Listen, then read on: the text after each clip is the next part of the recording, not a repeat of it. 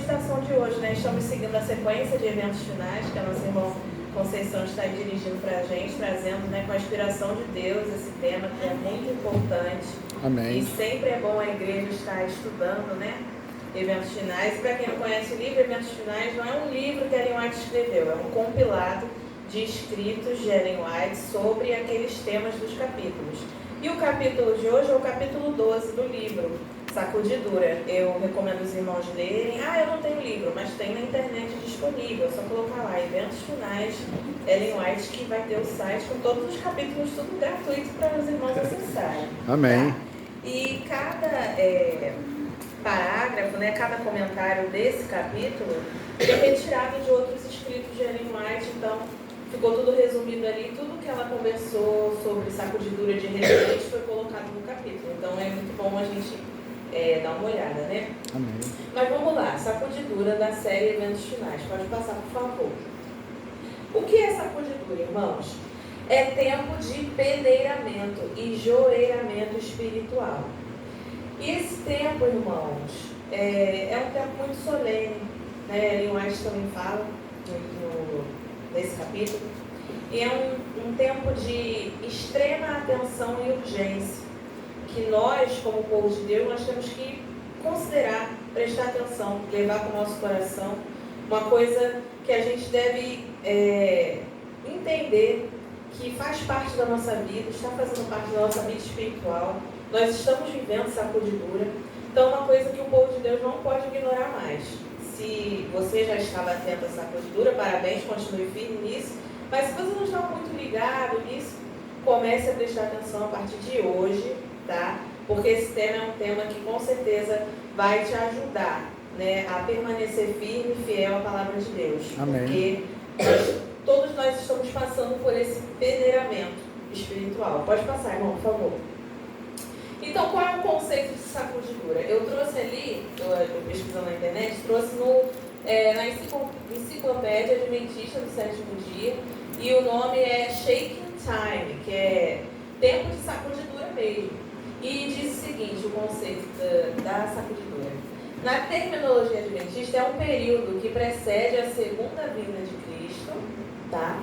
Quando muitos membros deixarão a igreja por causa da indiferença, enganos satânicos e pressão das circunstâncias. Este período também é algumas vezes mencionado como um tempo de peneiramento ou um tempo de teste. Esta sacudidura tem acontecido desde os primeiros dias da Igreja Adventista do Sétimo Dia, mas se tornará mais severa quando o fim do tempo se aproximar. Amém. Os irmãos sabem, né, que o tempo do fim é o tempo que nós estamos vivendo. Sim. Então, se essa sacudidura já se iniciou nos primórdios da Igreja Adventista, lá no desapontamento, em 1844, porque muitas pessoas estavam animadas, mas depois que se decepcionaram, muitos o quê? Saíram, né? Muitos foram sacudidos, não aguentaram aquela pressão e deixaram as fileiras do Senhor. Então já começou daquela época o processo de peneiramento dentro da igreja, dentro do povo de Deus, tá? Pode passar, por gentileza. Aí a gente às vezes pensa assim, poxa, sacudidura é uma coisa completamente assim da igreja adventista, uma doutrina lá que eles criaram, não tem nada a ver com a Bíblia. É engano nosso pensar dessa forma, porque a sacudidura é uma doutrina bíblica. E eu trouxe aqui só apenas 2 versículos, um do Antigo Testamento e um do Novo, mas para os irmãos saberem que está na Bíblia. Deus já tinha avisado isso para o povo há muitos e muitos anos atrás. Antes de Jesus vir, séculos antes da primeira vinda de Cristo, a sacudidura já estava sendo avisada ao povo. E o verso assim, mais conhecido, né, é o de Amós. Amós capítulo 9, verso 8 e 9, que eu vou ler aqui com os irmãos. Eis que os olhos do Senhor Deus estão contra este reino pecador, e eu destruirei de sobre a face da terra. Mas não destruirei de todo a casa de Jacó, diz o Senhor. Porque eis que darei ordens e sacudirei a casa de Israel entre todas as nações, assim como se sacode trigo no crivo, sem que caia na terra um só grão. Então, irmãos, a sacudidura, como eu falei, é um processo de peneiramento, ou seja, nós estamos, assim, em sentido figurado, dentro de uma grande peneira, que é a vida espiritual, e nós estamos dentro dessa peneira. E a sacudidura está acontecendo, essa peneira está balançando, está sacudindo, e cada vez mais vai sacudir mais forte. Cada vez mais vai ficar mais violento as sacudidas. Mas a palavra diz que nenhum grão de trigo vai sair da peneira. Amém. Vai cair. Mas quem não for trigo vai. Pode passar, por favor. Esse aqui é um capítulo do Novo Testamento, mas também tem aquele muito conhecido de Mateus, que Deus fala que o inimigo introduziu o joio no meio do trigo, e aí manda esperar os dois crescerem, que só assim vai dar para diferenciar. Mas esse aqui é um outro verso que eu achei super interessante, em Lucas 22, verso 31 e 32, que Jesus diretamente com o seu discípulo fala sobre a sacudidura. Simão, Simão, eis que Satanás vos reclamou para vos peneirar como trigo. Eu, porém, roguei por ti, para que a tua fé não desfaleça. Tu, pois, quando te converteres, fortalece os teus irmãos. Amém. Então, não sei se os irmãos perceberam, mas sacudidura tem tudo a ver com arrependimento e verdadeira conversão. Quem não se arrepender verdadeiramente dos seus pecados e abandonar e se converter verdadeiramente, vai ser sacudido e vai sair da peneira. Jesus não estava falando isso para qualquer pessoa, para alguém que não estava o seguindo, ou para alguém que ele conheceu ali na hora. Não, ele estava falando para Pedro, seu seguidor. Pedro tinha visto dezenas de milagres de Jesus, sabia que ele era o Filho de Deus, já tinha confessado: tu és o Cristo, Filho do Deus Altíssimo. Eu já sei que o Senhor é Deus. Mas mesmo assim, Jesus deu esse conselho para ele e disse: você tem que se converter. Pode passar, por favor. Qual o tempo da sacudidura? Então, essa é a discussão, que tem quando a gente se estuda a sacudidura. Qual o tempo, quais as causas, qual o resultado. Então, a gente vai ver tudo isso ali na frente. Mas qual é o tempo da sacudidura? Ellen White nos ajuda falando sobre isso no livro Primeiros Escritos, na página 50. Ela diz o seguinte: começou a forte sacudidura e continuará. E todos os que não estiverem dispostos a assumir uma posição ousada e tenaz em prol da verdade e a sacrificar-se por Deus e por sua causa, serão joeirados. Então a gente vê que a Bíblia já dá um padrão assim bem alto sobre o que você deve fazer para não ser sacudido. E Ellen White, ela mantém esse padrão. Você tem que fazer ali, de tudo, assumir uma posição ousada em prol da verdade, se sacrificar por Deus pela causa dele. Então é uma coisa que exige da gente compromisso, dedicação total, entrega total a Deus, para nós não sermos joeirados nesse meio. Pode passar, por favor, irmãos. Então ali eu coloquei um quadrinho que eu achei na internet, achei interessante. Qual é o tempo da sacudidura? Então ali, nos nossos tempos, a sacudidura começou no tempo do fim assim. Teve o início investigativo, do juízo pré-advento, que começou ali em 22 de outubro de 1844. Os irmãos concordam que o juízo investigativo começou dessa data. Aí, dali a sacudidura já começou, porque teve a decepção, o pessoal saiu e tal. Mas você vê que a letra sacudidura ali no começo estava pequenininha. Porque teve uma sacudidura, mas não foi tão grande assim. Foi só o início. E ali vai passando. Aí tem ao longo do tempo, nossos dias. É tempo de calamidades e catástrofes. Os irmãos já sabem. É muita coisa que está acontecendo aí no mundo. Desastres naturais e também o declínio moral da sociedade, corrupção, coisa assim horrorosa. Aí, ali, quase no final ali dos nossos dias, antes do fechamento da Porta da Graça, está escrito ali, decreto dominical. Aí não sei se você está vendo sacudidura, ali é o momento que a sacudidura vai ser o ápice. Quando o negócio vai ficar feio, irmãos. Já está feio, vai ficar pior. Aí está escrito assim, decreto dominical, fuga das grandes cidades. E aí eu não sei se vocês viram, já vai começar ali no final da sacudidura um momento de perseguição. O povo de Deus vai ser perseguido, mas essa perseguição ali é perseguição para pegar mesmo os adventistas, aqueles que guardam os mandamentos, quem guarda o sábado. É um negócio ali que vai começar intenso ali. Ali marca ali o fim, naquela seta, o fim do tempo da graça. Ou seja, a porta da graça vai se fechar. Vai estar ali os 4 anjos que estavam segurando os ventos, de Apocalipse 7, eles vão soltar, porque eles só estavam esperando o povo de Deus ser selado. Aí o povo de Deus foi, a porta fechou e os ventos de destruição foram soltos. Aí, beleza, depois disso, entre o fim do tempo da graça, o fechamento da porta e a volta de Jesus, vai acontecer o quê? O derramamento das 7 pragas, ainda vai rolar perseguição, vai ter um tempo de angústia, mas é a grande angústia, e ali no meio, a angústia de Jacó, tá? E vai ter assim, ó, livramento, libertação ali no meio. Antes da volta de Jesus, bem antes assim. E depois vem a volta de Jesus, Jesus vai voltar e vai ser instalado o tempo do milênio. Os 1000 anos no céu, né? Pode passar, por favor. Aí você, claro, ainda não entendi nada, está muito embolado. Vamos com calma agora. Vou até subir aqui. Ó, nossos dias. O que está acontecendo nos nossos dias? Esquece um pouquinho pragas, essas coisas. Agora, foca no agora. Está acontecendo isso tudo aqui ao mesmo tempo. Reavivamento e reforma, selamento, chuva serôdia, sacudidura, alto clamor e tempo de angústia prévio, que é aquele pequeno tempo de angústia. Está acontecendo isso tudo. Olha só como o nosso tempo está badalado. Tá um negócio assim, tudo acontecendo agora. Tá? E aqui, depois que ocorrer essas coisas aqui, ou quase ao mesmo tempo, vem decreto dominical, fuga das grandes cidades. Aí no meio já corta fim do tempo da graça, ou seja, a porta da graça se fechou, os 4 anjos soltam os ventos, perseguição até aqui, 7 pragas que caem, tempo de angústia, angústia de Jacó. Esse tempo de angústia é para todo mundo, mas o tempo de angústia de Jacó é para o povo remanescente, tá? Por que tempo de angústia para todo mundo? Porque está caindo as pragas e todo mundo está sendo atingido. O que não é povo remanescente. Então está todo mundo angustiado, todo mundo está passando mal.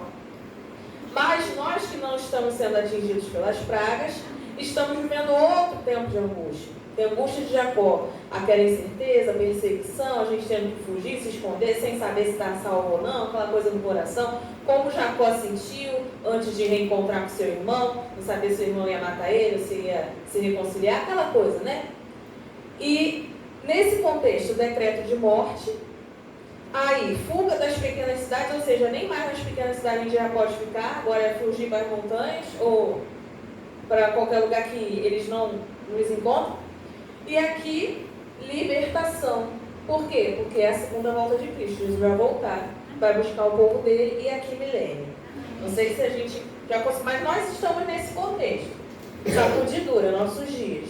O pessoal fala, a sacudidura vai acontecer quando a porta da graça fechar. Não, senhora. Tem nem razão de ser. Impossível. Porque vocês vão entender lá na frente que a sacudidura também é um período de purificação. E só vai se salvar quem não for sacudido. Então na sacudidura a gente pensa, ai nossa, por que Deus fez isso com medo? Não, Deus fez isso para o nosso bem. Sacudidura, irmãos, é para sair o que está de errado dentro do povo de Deus e ficar só o que está certo. Porque o inimigo, irmãos, ele semeou o joio. E a semeadura do joio está acontecendo e acontece agora. Tem muito joio que não sabe que é joio, que está sendo usado, está se deixando usar por Satanás, pelo inimigo. E acha que é trigo. Pode passar, irmãos. Aí, nesse contexto aí de quando que inicia, quando que termina a sacudidura, o irmão Michelson Borges fez um comentário lá no blog dele, outra leitura. Eu indico os irmãos para lerem. E ele diz o seguinte: quando estudamos a Bíblia e os escritos de Ellen White, percebemos que, para a sacudidura, há 3 tempos distintos, né, e interconectados. Sacudidura já começou, ou seja, lá na época do início da igreja, está acontecendo agora e ocorrerá, ou seja, vai ficar mais intensa. Para os adventistas mileritas, o dia 22 de outubro de 1844 foi uma sacudidura. Milhões de pessoas estavam na expectativa da volta de Jesus. Como ele não veio, a maioria abandonou essa convicção. Do punhado de crentes fiéis que voltou às Escrituras em busca de resposta e clamou ao céu por esclarecimento, Deus suscitou um movimento que, organizado, passaria a ter o nome de Igreja Adventista do Sétimo Dia. A sacudidura continua acontecendo em âmbito coletivo e individual e vai aumentar de intensidade. Nesse momento mesmo, estamos no meio de uma pandemia. Ele tinha escrito esse artigo no auge da pandemia em 2020. Finalmente, a sacudidura chegará ao ápice com o decreto dominical e a perseguição. Pode passar, irmão. Aí, no livro Eventos Finais, e em alguns estudiosos também, alguns teólogos da Bíblia, nós podemos encontrar as causas da sacudidura. Por quê da sacudidura? Por que ela vai acontecer? E no livro Eventos Finais, capítulo 12, a Ellen White pontuou muito bem. Mas tem um pastor que ele fez a sua tese de doutorado, o pastor é Heraldo Alves. Sugiro que os irmãos também pesquisem na internet. Tem pregação dele sobre isso no YouTube, 1 hora ali direto. Tem ele no canal do Michelson Borges, também explicando sacudidura. Conteúdo excelente. E a tese de doutorado dele sobre sacudidura ainda foi auxiliada pelo pastor Alberto Tim. Então, é um conteúdo de qualidade para os irmãos que está disponível. Também tem a tese dele, assim, que você pode baixar e ler no Google. Então, irmãos, realmente nós não temos desculpa de não conhecer a sacudidura, porque está aí para todo mundo saber. Pode passar, irmão, causa da sacudidura. A primeira causa que vai acontecer a sacudidura e que está acontecendo é a rejeição da verdade. Você pensa, como assim? A Bíblia vai ser rejeitada, irmãos. Ou melhor, a Bíblia está sendo rejeitada hoje, dentro da igreja. Você fala, isso não é para hoje não. Já passou. Isso aí é lá para o Antigo Testamento. Hoje a gente não se aplica mais. Ou então, não. Esse texto aqui, particularmente, na minha vida, eu não vejo como aplicar, como acrescentar. Porque eu já faço isso, isso e isso. Né? Eu já estou na igreja há tanto tempo. Por que Deus está mandando eu me arrepender e me converter se eu já sou da igreja há 50 anos? Isso aqui não é para mim. É para o ímpio que está lá no mundo. Então, você vai vendo que a verdade ela vai sendo rejeitada. Porque as pessoas estão com uma mentalidade hoje de modernidade líquida, da verdade é toda relativa, que nada é absoluto, que uma verdade para você não é a mesma para mim, e que você vive num outro contexto, numa outra realidade, e que Deus entende a minha, a sua realidade, e que Deus que tem que se moldar a gente. E não a gente a palavra. O mundo, ao invés de se converter a Cristo através de nós, pela igreja, é a igreja que está se convertendo ao mundo.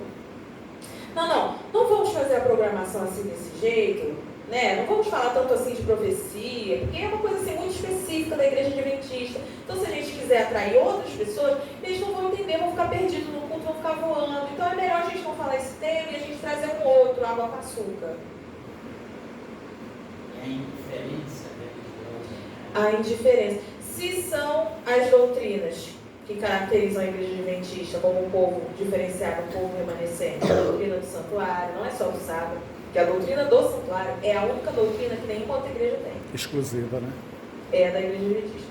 Então, quando você rejeita essas doutrinas para pregar uma coisa que, não, é porque esse assunto ali muita gente vai em outras igrejas quando prega esse assunto, para angariar membro.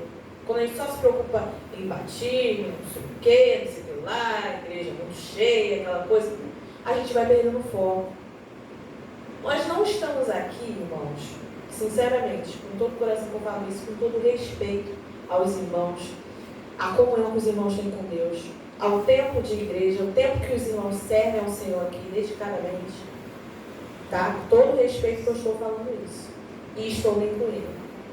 Deus não quer saber de programação para encher igreja. Deus quer que a gente vá lá fora buscar quem está perdido.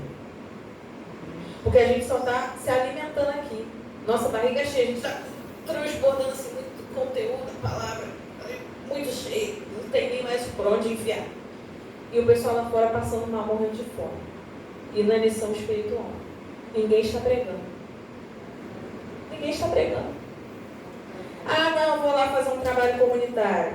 Toma aqui a quentinha, Deus te abençoe, Jesus te ama, aqui a comida. A pessoa, que bom, estou morrendo de fome. E acaba ali. Daqui a umas 5, 6 horas a pessoa está com fome de novo. E aí? Qual foi a palavra que você deixou para ela de positivo? Então, vou fazer evangelismo aqui. Então, só vou enfiar ali um folheto dentro da caixa de correio e vou embora, já fiz minha parte. Testemunho da testemunha fiel. Uma causa de sacudidura. Isso aqui eu não tinha entendido muito bem. Peraí. Vamos analisar isso direito. Isso está lá em Apocalipse 3, irmãos. Porque a sacudidura, ela se intensificará no contexto laodiceano, tá? Da igreja de Laodiceia, que representa o período de tempo espiritual que nós estamos vivendo. Porque é a última igreja que Deus aconselha, que Deus envia uma carta e que Deus fala sobre ela, em Apocalipse 3. Só que essa igreja, perante todas as 6 anteriores, Deus elogia, fala, olha, eu conheço o teu trabalho, as tuas obras, eu sei que você deu umas derrapadas por ali, mas eu te considero, gosto assim de você, do seu trabalho, porque você faz isso e isso. Você ainda me ama, você tem uma fé forte. Só que Laodiceia não tem elogio nenhum. Deus não fala assim, conheça as tuas obras, você vacilou bastante, mas pelo menos você fez isso, isso e isso. Não tem isso para Laodiceia. É só repreensão, né? Conheça as tuas obras, que não és nem frio nem quente. Quem dera se fosses frio ou quente. Ou seja, quem dera que você fosse um desviado. Quem dera que aqui fosse abertamente uma rebelião contra Deus. Quem dera. Que aí você pelo menos estaria sendo verdadeiro. Laodiceia, você é falsa. Laodiceia, eu estou a ponto de te vomitar. Desagradável. Complicado, né? Ouvir isso de Deus. Triste. Só que é isso que vai fazer muitas pessoas saírem da sacudidura. Porque não aceita aquela Laodiceia. Isso não é pra mim. Deus não está falando isso comigo. Não é possível. Eu não sou assim, não. E rejeitar o conselho que Deus dá para Laodiceia. Qual é o conselho que Deus dá? No verso 18 do capítulo 3, Deus diz o seguinte: aconselho-te que de mim compres ouro refinado pelo fogo para te enriqueceres. Esse ouro refinado, ele significa fé. A gente acha que tem muita fé. Eu já vi irmão comentando, eu tenho a fé de Jó. Eu tenho. Com certeza. Vestiduras brancas para te vestires. Vestiduras brancas significa a justiça de Cristo. Porque quando você não se veste de vestiduras brancas, você quer se vestir com a sua justiça própria. Salvação pelas obras. E quem salva é a fé. Quem salva é a graça de Deus em Cristo Jesus. E outro conselho: colírio para ungires os olhos a fim de que vejas. Por quê? Porque a gente é cego. Que colírio é esse? É o Espírito Santo que nos dá o discernimento, a visão espiritual, o discernimento do Espírito, para a gente poder agir conforme a vontade dele. Porque tem gente que está sem colírio espiritual, está cego e está fazendo, não, estou fazendo a vontade de Deus. Verdade. Peraí. Como assim? Você tem o colírio do Espírito Santo? Não. Então não é a vontade de Deus. A vontade de Deus é o que está na palavra dele. E aqui ele diz aqui: eu repreendo e disciplino a quantos amo. Sê, pois, zeloso e arrependa-se. Está vendo o conselho? Em outras versões diz: seja diligente. Se arrependa. Entenderam que o conceito da sacudidura e da condição espiritual de Laodiceia é a questão de se arrepender? Porque ela não vê que está errada. Ela diz lá no começo: eu sou rica, eu sou abastada, nada me falta, sou maravilhosa. Nós temos tudo, temos os escritos de Ellen White, né, a luz menor, muitos esclarecimentos, temos muitos pastores, muitos escritos aqui, muitos teólogos, muitas coisas que, né, nós temos um conhecimento assim, para pobre, cego e nu. Pode passar. Perdão. Perseguição e sofrimento. Muita gente saindo durante essa sacudidura porque não aguenta. Perseguição e sofrimento. Mas por que essas pessoas não aguentam? Ali no capítulo 12 vai falar por quê. Existem, irmãos, muitos crentes que eles são superficiais. E são esses crentes que vão renunciar à fé. Não vão aguentar ali no dia de prova. Sabe? Mas que crentes são esses? Ellen White diz o seguinte: que se Satanás, ele vê que dentro da igreja, dentro da casa de Deus, tem pessoas, tem um povo se preparando para discernir os enganos de Satanás, tem um povo estudando, tem um povo se esforçando. ele não gosta. Não gosta. Não suporta. Porque a verdade liberta. E ele não quer ninguém liberto. Então ele trabalha com a sua magistral capacidade, ou seja, tudo que ele tem assim de capacidade para enganar, para enredar a pessoa, para prejudicar, ele vai usar para introduzir dentro da igreja fanatismo de um lado e frio formalismo de outro, para que ele possa ceifar uma colheita de almas. Porque, irmãos, tem duas sacudiduras. A de Satanás e a de Deus. A sacudidura de Deus é para deixar o trigo dentro. E a de Satanás é para levar a palha embora. O joio com ele. Por quê? Eu já estou perdido mesmo. Eu vou cair, mas eu vou cair matando. Ele está irado. Eu não vou queimar sozinho. Eu não vou. A última coisa que eu vou fazer e vai danificar o céu para sempre é levar comigo esse 1/3 de bobões que me seguiram e o quanto eu puder da humanidade, que é a menina dos olhos de Deus. Essa vai ser a minha última vigarice, mas eu vou levar junto comigo os desavisados. Então, irmãos, se você encontrar isso na igreja, fanatismo de um lado, formalismo de outro, sacudidura. Porque essas pessoas que estão sendo fanáticas e as outras do outro lado que estão sendo frias e formalistas vão ser sacudidas e não vão aguentar. Não entendi fanatismo na igreja. Não, eu quando vou fazer um negócio, uma obra na casa de Deus, eu quero ser o melhor. Fanatismo. Eu quero sobressair, eu quero fazer para ficar na história, para ficar marcado. Fanatismo religioso. Ou, o que é o frio formalismo? Irmãos, eu estava pensando em fazer isso. Não. Isso aí é coisa de comissão. Primeiro tem que passar na comissão, depois a gente pensa nisso. Coisas que ficam emperrando a obra avançada. As duas coisas impedem. São malignos. E, irmãos, quando esses irmãos estão passando por perseguição e sofrimento, pode apostar que é profético e também foi mostrado na Ellen White que essas pessoas não vão segurar a barra. Está sacudindo muito, não vão aguentar. Vão sair, vão voar, como palha. Quando começam a perseguir no trabalho, quando até começam a perseguir dentro da igreja, porque tem perseguição dentro da igreja assim. Quando começa a ter sofrimento, minha família ficou doente, não sei o que lá, e começa a vir junto tudo um monte de impeditivo, e a pessoa nem está congregando mais. Que eu não vejo sentido, é que Deus não escuta minha oração, não sei o quê. Porque era um crente superficial. Não estava alicerçado na rocha.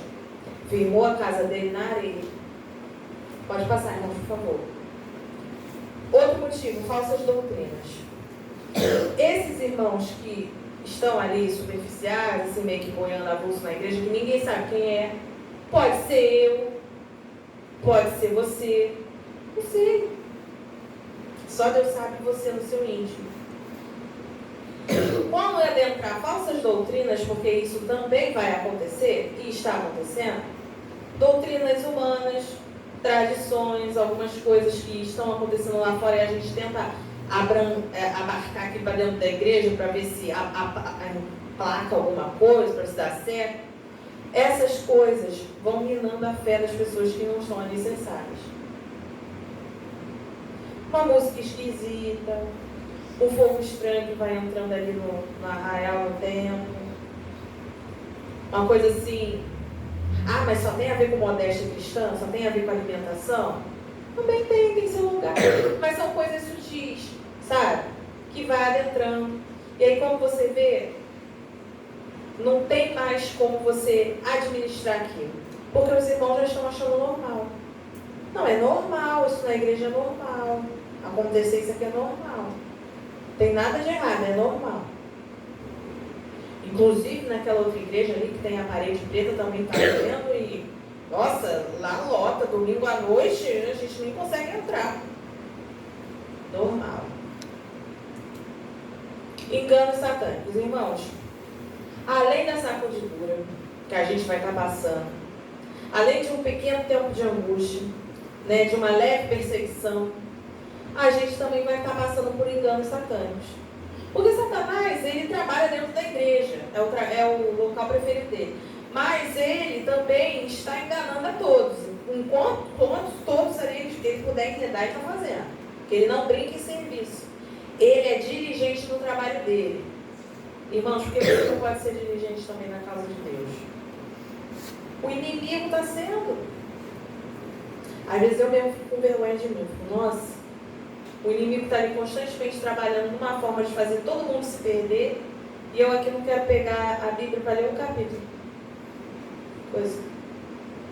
Aí, a gente já sabe que o maior engano de Satanás é o quê? É ele falsificar a vinda de Jesus, é ele fingir que é Cristo. Mas não vi vários enganos, doutrinas de demônios vão adentrar dentro da igreja. Às vezes a gente fica pensando, irmãos, como que é possível? Isso já aconteceu aqui. Como que é possível uma pessoa que era líder, diretor de departamento, se afastar e ir para o espiritismo? Como isso é possível? Não tem como. Tem como. Sacudidura. Foi sacudido por causa dos enganos satânicos. Entendeu que a doutrina lá espírita, ou seja lá qual for outra religião, era mais interessante que a nossa. Fazia mais sentido lá na cabeça deles. Acontece, irmãos. É profético. Mas não significa que devemos permanecer assim. É igual com Laodiceia, é profético. Eu escuto essa desculpa do é profético, né? Jesus batendo na porta do lado de fora é profético. Está batendo, mas cabe a você deixar ele entrar. Não é para você ficar parado, não. Ih, Jesus, ali, ó. Como é que tá? Deixar ele batendo lá fora. Não. Você tem que tomar uma atitude, né? Outra causa de sacudidura, decreto dominical.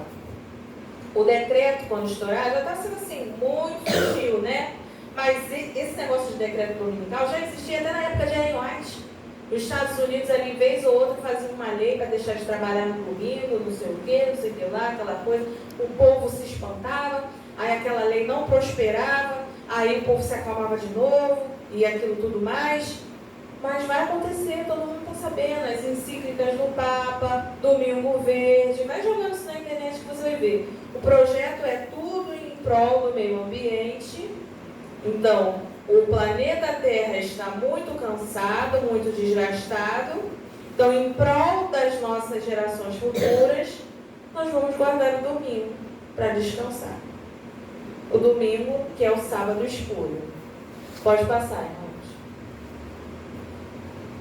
Resultados da sacudidura. Irmãos, a sacudidura ela tem um resultado, porque ela não acontece à toa. Deus não faz nada à toa. Amém. Deus, ele é perfeito. Então, ele nunca vai fazer um negócio que vai prejudicar o povo dele. Não tem como. E os resultados da sacudidura é uma purificação pessoal, ou seja, seu reavivamento e reforma. Reavivamento e reforma. Eu estava pensando nessa palavra reforma. O que significa reforma? Reforma é uma obra, né? E o que acontece numa obra? Tem coisa quebrando, construindo, levantando ou derrubando. E quando você derruba aí uma parede, dá um trabalhão, uma sujeira, faz um barulho. E essa reforma espiritual tem que acontecer dentro de nós. Vai fazer barulho, vai dar trabalho, vai sujar, vai doer, mas Deus quer reformar você. Porque no final a reforma não fica bonita? Todo mundo se sente bem de estar num lugar reformado, bonito, arrumado, bem ornamentado. Olha só que fica um ambiente assim legal. É isso que Deus quer fazer com você. O processo vai doer, mas tem que acontecer. Porque Deus, ele vê o seu amadurecimento. Deus está preocupado com o amadurecimento espiritual. Ele não quer saber, mas é que é chato, é desconfortável, eu vou sair da minha zona de conforto. Deus não quer saber isso. Deus quer que você mude para melhor. Amém. Ele quer te moldar. Ele é o olheiro, você é o vaso. Né? Ele quer fazer um vaso bonito, um resultado ali que o glorifique. Não quer que você continue aquele monte de barro ali sem forma. Gente que quer continuar assim espiritualmente. Porque não quer sair do seu conforto. Eu não quero evoluir. Eu não quero trabalhar na obra. Eu não quero mais estudar. Não quero ler livros de Ellen White. Eu não quero saber o que vai acontecer no tempo do fim. Que eu não gosto, que é isso, que é aquilo. Purificação da igreja. Irmãos, é lógico, é óbvio que quando você, no seu individual, está reavado, purificado, reformado, e acontecendo isso com outros irmãos, toda a igreja, num todo, vai ser purificada. Amém. Né? E aqui diz o seguinte, eu até separei um subtítulo aqui: a palha é separada do trigo, e a perseguição purifica a igreja. Né? Não vai longe o tempo em que a prova sobrevirá a toda a alma. A marca da besta nos será recomendada com insistência, ou seja, a marca do domingo. Os que passo a passo cederam às exigências do mundo e se sujeitaram a costumes mundanos, não acharão difícil submeter-se aos poderes dominantes, de preferência se expor às carnes e insultos, ameaças de prisão e morte. Ou seja, essas pessoas acostumadas a brincar com o mundo, os crentes superficiais, que não estão firmados na Bíblia, que ainda acham interessante a cebola do Egito, as carnes lá temperadas, ainda acham, não tem problema, não sei o que bacana. As pessoas que estão com um pé na igreja e outro no mundo, quando acontecer isso, dessa perseguição, ela não vai achar difícil se submeter ao domínio estatal e religioso ali na guarda do domingo. Vai ser até agradável, vai até falar, pelo menos eu não vou ser perseguido. Porque ela não quer se expor a escárnio, a insulto, a ameaça, a prisão e a morte. Fala sério, quem quer? Ninguém. Mas vai acontecer. O conflito é entre os mandamentos de Deus e mandamentos de homens. Nesse tempo, o ouro será separado da escória da igreja. Então, irmãos, é um processo de purificação. A gente está como ouro, mas a gente ainda está sujo. Então, tem que vir o refinamento. A gente tem que passar pelo fogo. Aquilo tem que ser trabalhado para a gente se tornar joia e não um pedaço de lata. Né? E esse refinamento dá trabalho. Pode passar, por favor. O que veremos na sacudidura? Aí eu acho isso aqui é sensacional, irmãos. Leiam o capítulo 12 dos eventos finais. Leiam. É essencial a igreja ler. Toda a igreja ler. O que nós vamos ver na sacudidura? A gente vai ver de tudo, né? A gente já está falando aqui vários absurdos, várias coisas que vão causar perplexidade. Irmãos, vai acontecer. Já está acontecendo. Eu acho que lá no primeiro tópico, ela já fala assim, ó. Introduzir-se-ão divisões na igreja. Desenvolver-se-ão 2 partidos. Como é que pode isso dentro da igreja? Não acontece, está acontecendo. É que eu não gosto do irmão, não se bate junto com o irmão, porque o irmão fala de um jeito, eu não gosto do outro. Tem isso. Não quero trabalhar com o irmão. O irmão é difícil. Não, o irmão é legal, eu não gosto dele. Não tem que gostar, não. Quando Jesus foi morrer na cruz pela gente, ele falou, não vou morrer com fulano é chato, não sei o que morre. Ele morreu até para aqueles que estavam falando, até filho de Deus desce aí da cruz.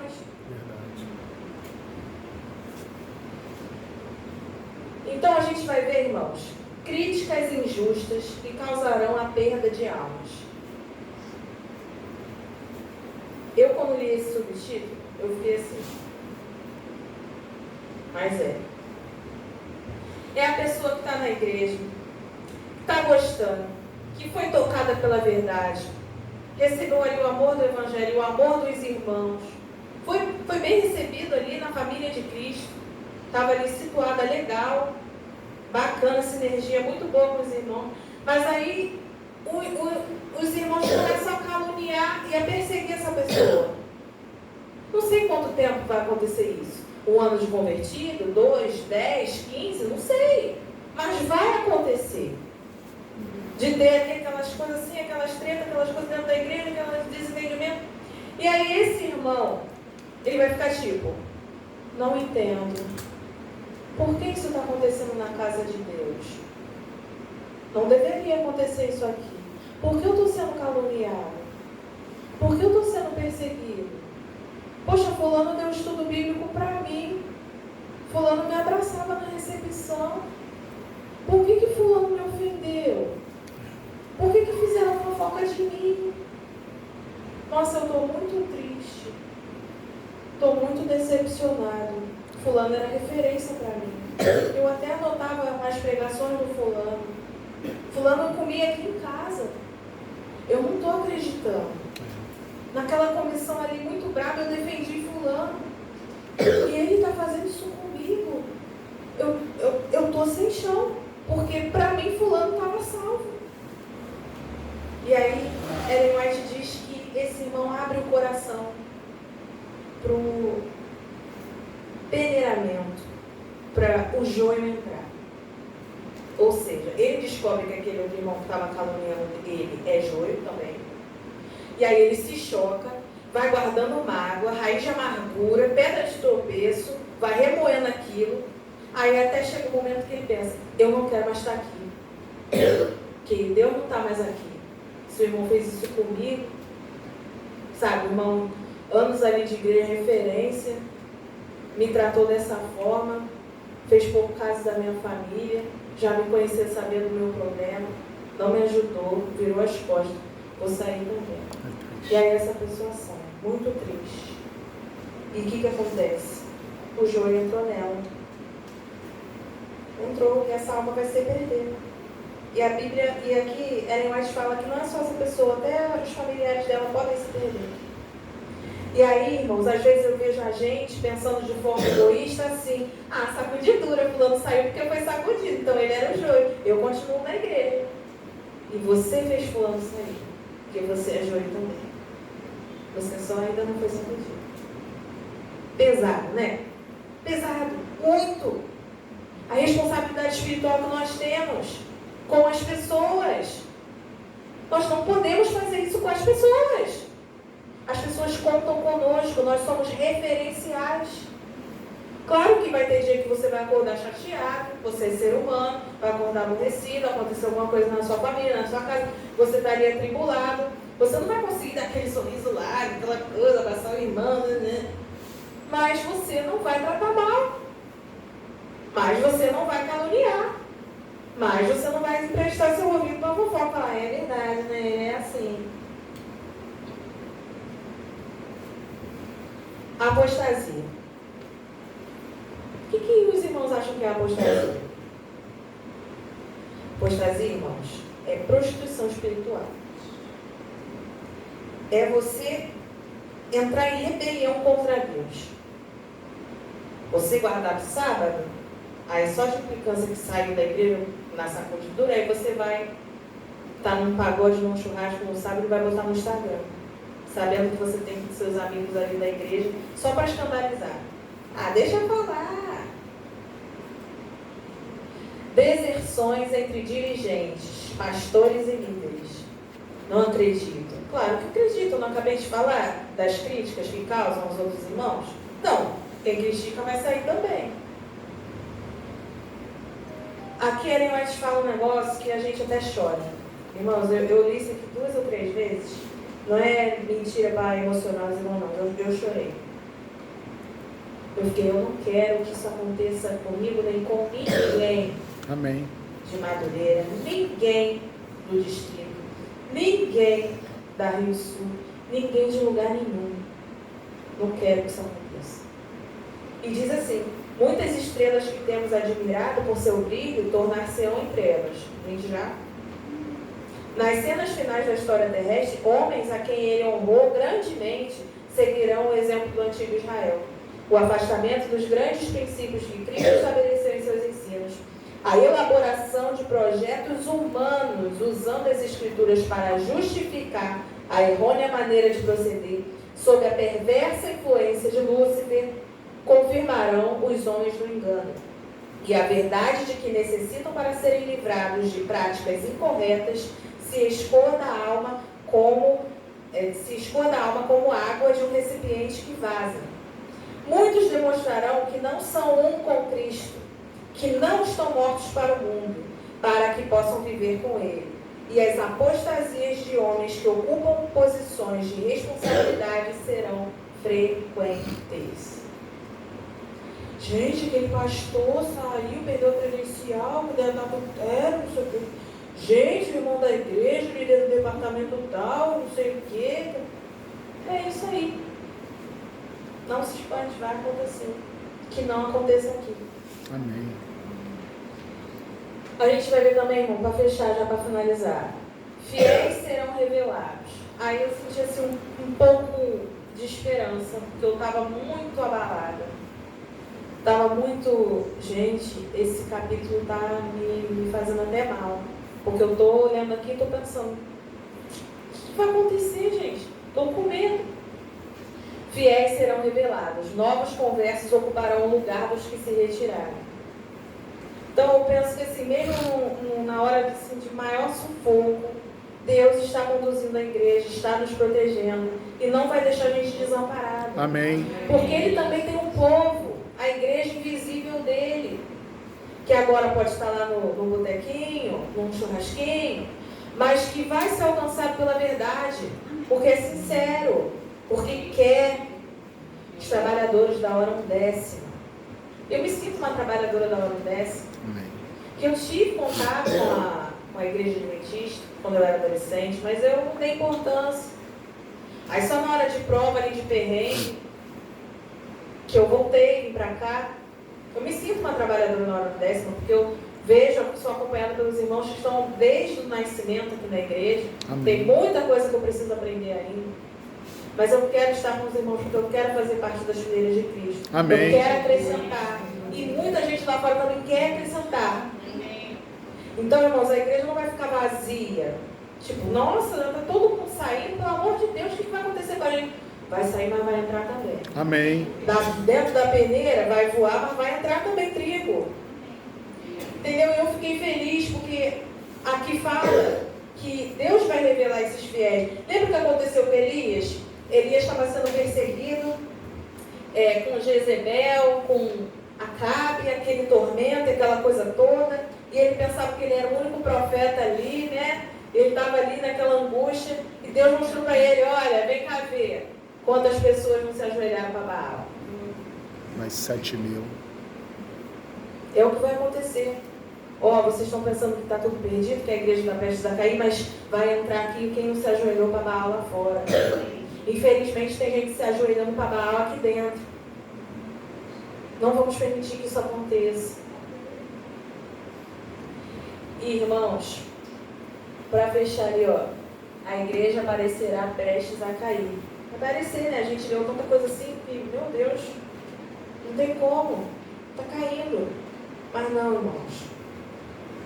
Aqui diz aqui, quando a religião de Cristo for mais desprezada, quando a sua lei mais desprezada for, então deve o nosso zelo ser mais ardoroso e o nosso ânimo e firmeza mais inabaláveis. Permanecer em defesa da verdade e justiça, quando a maioria nos abandona, ferir as batalhas do Senhor, quando são poucos os campeões, essa será a nossa prova. Naquele tempo devemos tirar calor da frieza dos outros, coragem de sua covardia e lealdade de sua traição. A igreja talvez pareça estar prestes a cair, mas não cairá. Ela permanece, ao passo que os pecadores de Sião serão lançados fora na sacudidura. A palha é separada do trigo precioso. E é esse um transe terrível, não obstante, importa que tenha lugar. Ao aproximar-se a tempestade, uma classe numerosa que tem professado a fé na mensagem do terceiro anjo, mas não tem sido santificado pela obediência à verdade, abandona sua posição, passando para as fileiras do adversário. Infelizmente isso acontece. Mas olha, estandarte após estandarte era arrastado no chão. À medida que grupo após grupo do exército do Senhor se juntava ao inimigo, e tribo após tribo das fileiras do adversário se unia ao povo de Deus que guarda os mandamentos. Amém. Então, às vezes a gente pensa, nossa, não vai ter jeito, a igreja vazia, todo mundo devia estar aqui na igreja, no culto, não sei o quê. Para com isso. Vai entrar quem é sincero. Amém. Nós temos que crer nisso. E prestar atenção se a gente não está saindo. Porque, como a Ellen White diz aqui no primeiro tópico, ela já chega dando uma pedrada. Ser membro da igreja não é garantia de salvação. Ela já chega mandando essa. É uma solene declaração que faço à igreja de que nenhum entre 20 dos nomes que se acham registrados no livro da igreja está preparado para finalizar a sua história terrestre. E achar-se-ia tão verdadeiramente sem Deus e sem esperança no mundo como pecador comum. Pode passar, irmão. E aí eu fiquei com esse questionamento. Não, pode voltar o slide, esse último. Como saber quem é joio e quem é trigo? Como saber? O que determina a sua permanência ou não dentro da peneira são o amor a Deus e a sua palavra e a comunhão que você nutre diariamente com Jesus. Isso foi uma frase do pastor Michelson Borges e eu achei isso muito forte. Porque, irmãos, não tem como você não nutrir uma vida diária com Cristo, em comunhão com Ele, e você continuar joio. Não tem como. Você é transformado pela contemplação. Amém. Quanto mais você contemplar a Cristo Jesus, mais você vai ser parecido com Ele. E Cristo de maneira nenhuma é joio. Que isso? Ele é o semeador. Ele quer trabalhar no seu coração, no meu coração, no coração de quem está lá fora. Não somos mais importantes que ninguém. Nós precisamos e necessitamos da graça de Deus todos os dias. Não podemos mais ignorar o testemunho que Ele deu a Laodiceia. Porque nós somos Laodiceia. Podemos sair dessa condição, mas nós temos que seguir. Nós temos que tomar o quê? O ouro refinado. Nós temos que tomar as vestes brancas de Cristo, o colírio para os olhos e o mais importante de tudo, se arrepender e nos converter verdadeiramente. Amém. Irmãos, vamos levantar e vamos ouvir isso no final, porque nós só conseguimos alcançar isso pela graça de Cristo. Só um minuto, antes do louvor. Irmãos, esse projeto tem mais de um ano no meu coração. E a Clara foi a única que eu não dei o direito de escolher o tema. Né, Marcelo? Que Marcelo escolheu o tema. A irmã Jéssica, que pregou domingo passado, escolheu o tema. E todos os outros convidados escolheram o tema. Ela foi a única que eu não dei esse direito. Eu falei, convidei ela e falei, você vai falar sobre sacudidura. Amém. Porque há 2 anos atrás, num sábado, exatamente há 2 anos atrás, num sábado, ela pregou esse tema. Numa outra linguagem, numa outra roupagem, muito profundo como foi a de hoje também. Amém. Isso nos mostra o quanto esta jovem é preciosa, Amém. o quanto essa jovem é estudiosa, o quanto essa jovem precisa do nosso apoio, do nosso amor, do nosso carinho. Verdade. Do quanto ela foi profunda. Irmãos, eu tinha certeza que ela traria uma nova roupagem, porque ela estuda. E ela estuda de todo o coração. Amém. E ela estuda com muita sinceridade, porque não só ela, como a família, tem sede de conhecimento. Amém, Que Senhor. nós também possamos seguir esse exemplo, ter sede de conhecimento da palavra de nosso Deus. Não é tempo de brincadeira. Não temos mais tempo, há muito tempo já não temos. E se nós ainda estamos em cima do muro, é tempo de nos posicionarmos. Essa pregação veio para nos tocar profundamente. Amém. E dizer ao nosso Deus, é uma oportunidade que possa ser que amanhã nós não tenhamos, irmãos. Que a gente possa não ter hoje, se ouvirdes a sua voz, Não endureçais. não endureçais os vossos corações. Que o Senhor nos abençoe a tomar uma decisão certa a cada dia, agarrada com Ele. Só agarrada com Jesus é que nós poderemos estar de pé, estar dentro do celeiro. Amém. O celeiro de nosso Deus. A igreja, nós estamos aqui para te adorar, Senhor. Amém, Senhor. Nós estamos aqui como um povo que reconhece a sua pecaminosidade e te Amém. suplica, Senhor, a tua ajuda, o teu favor dos altos céus. Tenha misericórdia, Envia, Senhor, o teu Espírito Santo. Faça as mudanças necessárias. Assim Nos seja. ajuda, Pai, a nos arrependermos verdadeiramente dos nossos maus caminhos. Por favor, Nos Senhor. ajuda a abandoná-los, nos ajuda a converter-nos verdadeiramente, para assim como Jesus aconselhou a Pedro, nós fortalecemos os nossos irmãos. Assim seja, Por favor, Senhor. Senhor, precisamos do ouro refinado, precisamos das tuas vestes espirituais e precisamos do teu colírio, que é o Espírito Santo. Derrama, Pai, sobre nós como chuva serôdia e nos prepara para esse tempo tão difícil que ainda vai acontecer. Verdade, Nos ajuda, Senhor. Pai, a permanecermos firmes, agarrados na peneira. Assim seja, Por favor, Senhor. Senhor, só com Teu auxílio nós podemos conseguir e sobreviver a esses dias. Nos Verdade. ajuda, Senhor. Nós cremos que o Senhor pode e vai nos salvar. Amém. Ajuda-nos. É o que suplicamos, humildemente, no doce e precioso nome de Cristo Jesus. Amém. Amém.